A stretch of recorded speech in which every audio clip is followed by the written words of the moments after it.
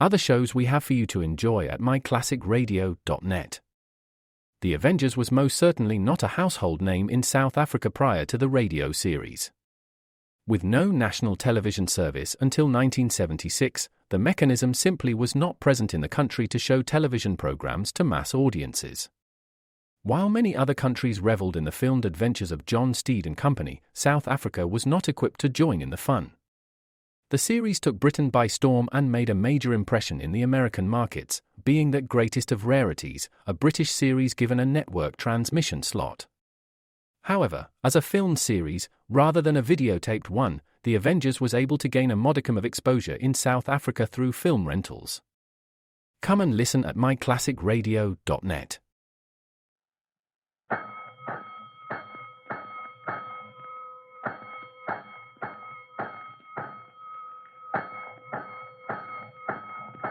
Five bells.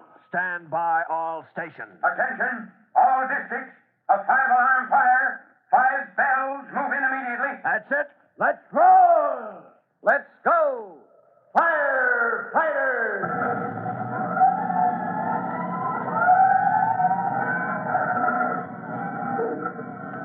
Presenting Firefighters, the true-to-life story of our unsung heroes who stand ready to ride by day or night against our most murderous enemy, the demon of fire. In just a moment, we'll join rookie fireman Tim Collins and his young brother Jimmy in the hallway of the large apartment house where they have just discovered the immediate danger of fire and explosion.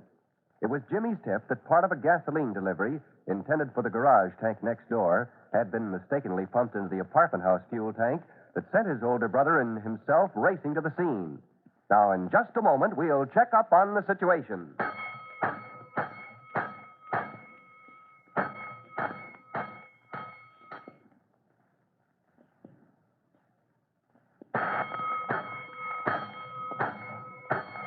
Let's go, firefighters. Let's go to that apartment house next to the garage where every minute brings closer the danger of gasoline being fed into the furnace in the basement. Taking no chances, rookie fireman Tim Collins had phoned in an alarm from his home where he was off duty before swinging into action. And for one brief moment, he and his young brother Jimmy had heaved a sigh of relief as the superintendent told them the furnace was not on. Then, from a complaining tenant, a woman named Mrs. Larkin, came the awful discovery. Oh, you mean you went to the basement, Mrs. Larkin, turned that oil furnace on yourself? I certainly did. I'm entitled to some comfort around here. But gosh, did you know how to do it? If you had stood over Mr. Turner to make him turn it up a little heat, Jimmy, as many times as I have. But I'm the superintendent, Mrs. Larkin. You should have come to me. I couldn't find you, as usual. This is really dangerous. Dangerous? Good grief, ma'am. There's gasoline in that fuel oil tank. But you just now turned it on, you say? Why, yes, Mr. Turner, you get down there as fast as you can and turn it off. But if that gas is seeping in and there's an explosion... The fire trucks are pulling in now. I'll report to Chief Cody and join you. Now get going. Brother, I'm keeping my fingers crossed. You think you'll be in time, Tim? Well, the fuel oil in the feed line should hold back the gas of fuming, Jimmy, I hope. But there's no time to take chances. Here we are, Chief Cody, over here. All right. What's the report, Tim? Well, sir, gasoline in the fuel tank in the basement. I'll explain later how it got there, Chief. If the superintendent gets that furnace off in time, okay? If he doesn't... I get it. You heard what Tim said, boys. Check for the street entrance to the basement. Get your equipment in there fast. There's the garage next door, Chief. That's bad. Oh, you, Al? Get over next door. Warn them to get ready for possible explosion and fire.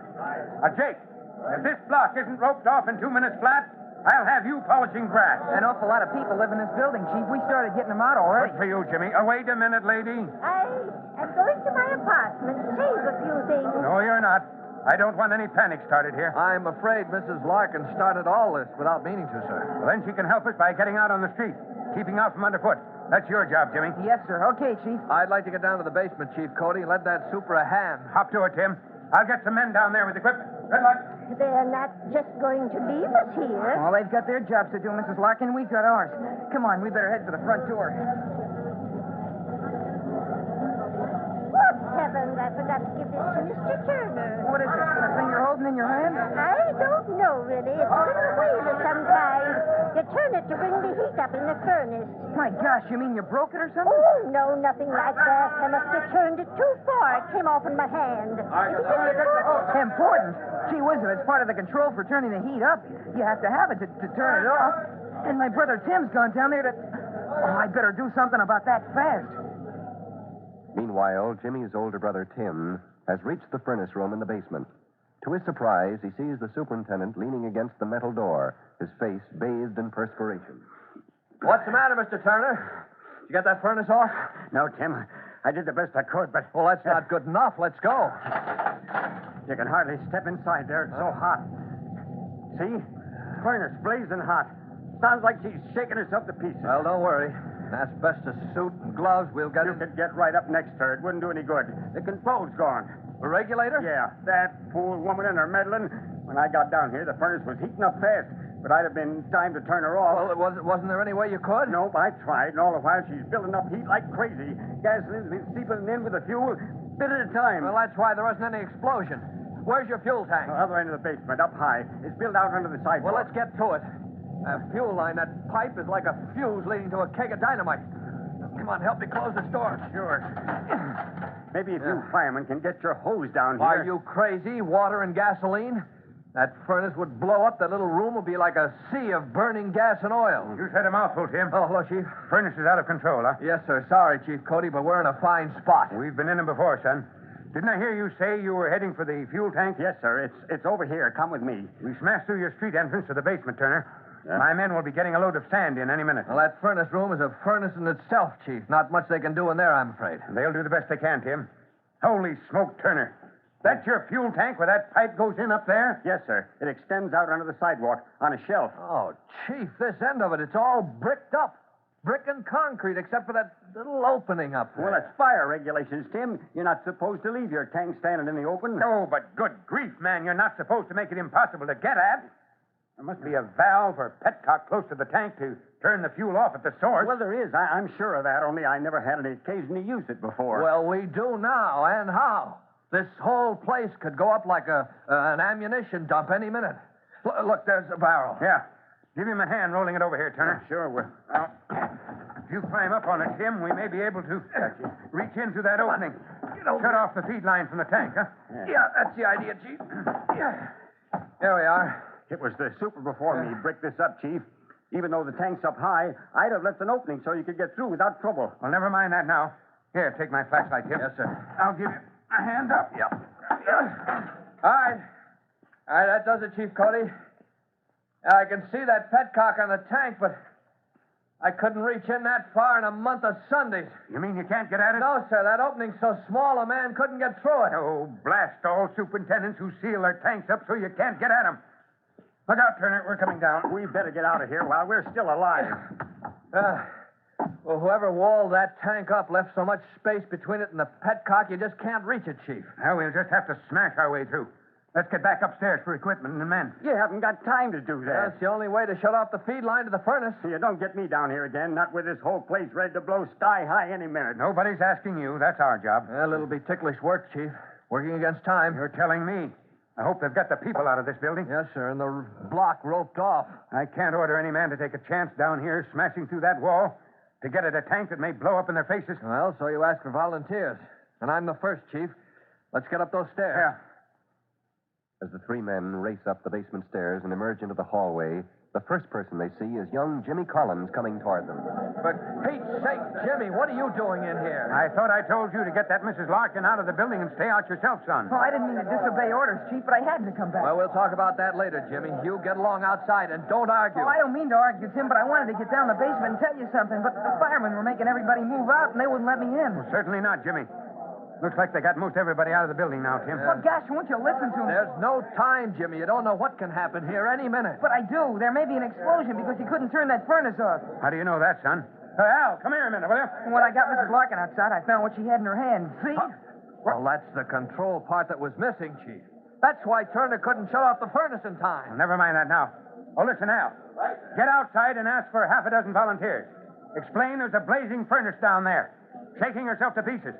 They've got to smash through a brick wall to get at a tank that may blow up in their faces. I'm going back down, Al, because I know where the valve is on the tank that'll shut off the feed line. Only it can't be reached. There's an opening up high. It was so darn small, nobody but a kid could crawl through it. Oh, gee whiz, won't it take time to smash down a wall? Of course it will. More time than we've got. Well, then you'd better let me do it, Chief. What are you talking about? Do what? Well, you said only a kid could crawl through that opening and turn that thing that shuts the tank off. I'm a kid. You think we'd let you do a thing like that, Jimmy? Well, if this is a hurry-up job, it wouldn't take long for me to crawl through that hole. You want to risk your life? Well, I guess it would be better than risking the lives of a lot of firemen. You said it would take a lot of time to smash your way through. No, Jimmy. Forget it. Tim, if that tank goes up with the garage next door, there's going to be a lot of lives lost before it's over. Chief, you mean you go along with Jimmy's idea? I hate it as much as you do, Tim, but it would be fast. It might be over soon enough to prevent a real tragedy. And if the kid couldn't get that petcock turned off in time? Yeah, I know just how you feel. Don't you see, Tim? I gotta do it. There's no other way.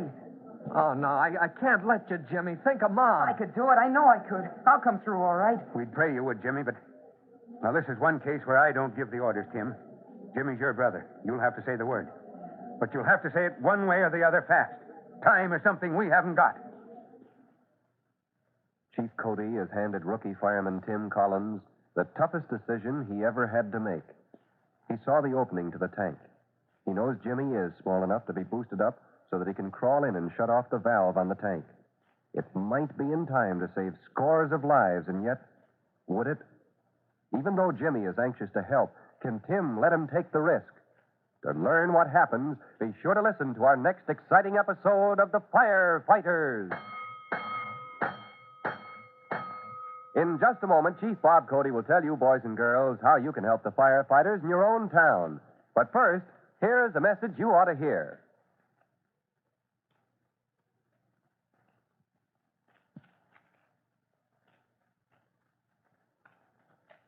And now, Fire Chief Bob Cody with a special assignment for the Firefighters Brigade.